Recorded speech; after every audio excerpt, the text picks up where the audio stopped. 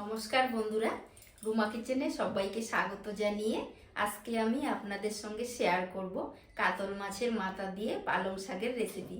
এই পালং শাকের রেসিপি বানানোর জন্য এখানে আমি এরকম 3 আটি পালং শাক নিয়েছি আর এখানে একটা কাতল মাছের মাথা নিয়েছি। এবার আমি পালং শাকগুলো কেটে নেব।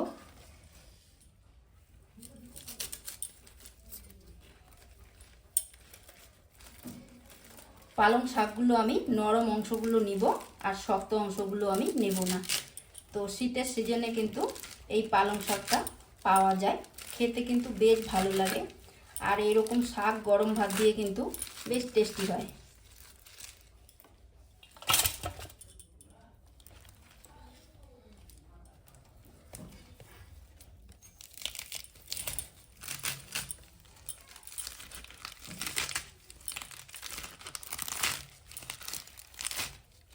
সবগুলো শাক আমি কেটে নিয়েছি। তো শাকগুলো কিন্তু একটু বড় বড় করেই কেটেছি, কিন্তু শাকটা গলে যাবে তো সেজন্য বড় করেই কেটে নিয়েছি। তো এবার শাকটা পরিষ্কার করে ধুয়ে নেব।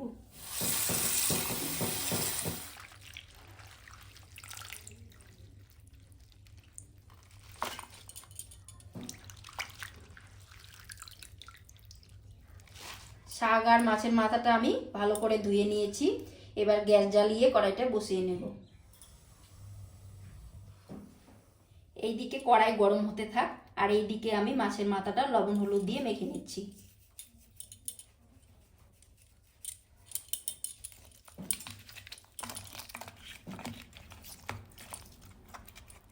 ভালো করে মেখে নিলাম। কড়াই ভালো করে গরম করে নিয়েছি, কড়াইতে সর্ষের তেল দিয়ে দিচ্ছি। তো আজকের রান্নাটা আমি সর্ষের তেলেই করব। তেলটা ভালো করে গরম করে নিতে হবে।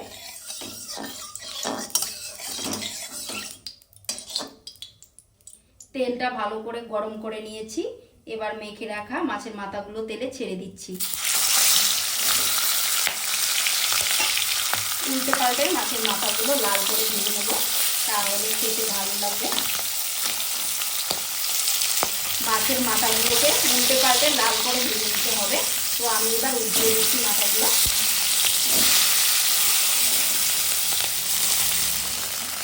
মাছের মাথাগুলো দেখুন কি সুন্দর লাল করে ভেজে নিয়েছি। তো এবার একটা পাত্রে তুলে নিচ্ছি।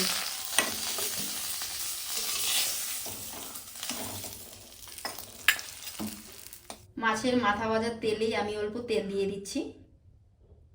তেলটা ভালো করে গরম করে নিতে হবে। তেলটা ভালো করে গরম করে নিয়েছি।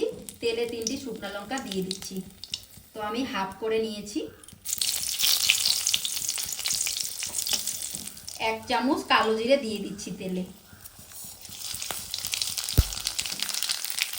একটু নাড়াচাড়া করে নিচ্ছি। ছোট সাইজের একটা পেঁয়াজ কুচি তেলে দিয়ে দিচ্ছি। পেঁয়াজটা একটু ভেজে নেব। এই পালং শাক রান্না করার জন্য এখানে আমি বড় সাইজের একটা আলু ডুমো ডুমো করে কেটে নিয়েছি। তো আলুটা আমি তেলে দিয়ে দিচ্ছি। তো আপনাদের কাছে যদি আলু না থাকে বা না দিতে চান তো আপনারা আলু এখানে দিবেন না। আমি আলুটা ভালোবাসি সেজন্য দিচ্ছি। তো আলুটা একটু লাল করে ভেজে নেব। এবার একটু নাড়াচাড়া করে নিচ্ছি ভালো মতো করে। সামান্য অল্প হলুদ দিয়ে দিচ্ছি, সামান্য লবণ দিয়ে দিচ্ছি।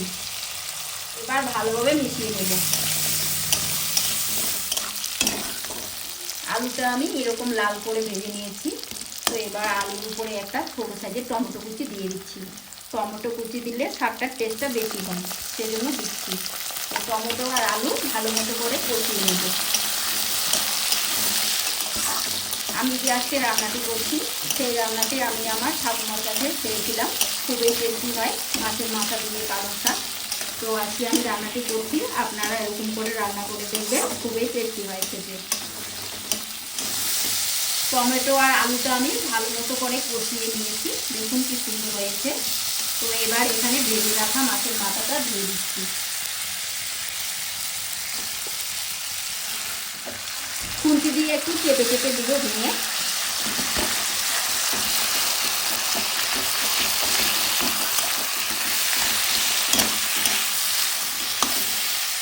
এবার এখানে কেটে রাখা শাক দিয়ে দিচ্ছি।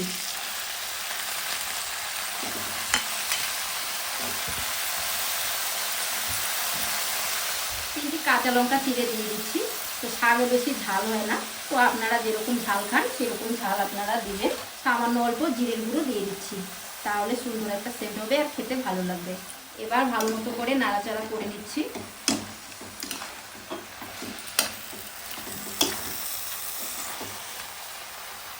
সামান্য অল্প হলুদের গুঁড়ো দিয়ে দিচ্ছি, পরিমাণ মতো লবণ দিচ্ছি। এবার ভালোভাবে মিশিয়ে নেব নাড়াচাড়া করে।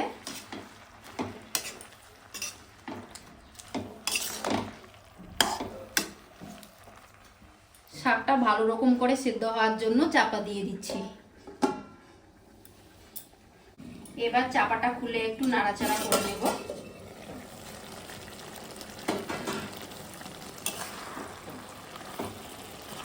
সবুজ শাক বলতেই কিন্তু প্রচুর পরিমাণে ভিটামিন পাওয়া যায়, পালং শাকে কিন্তু আরও বেশি ভিটামিন পাওয়া যায়।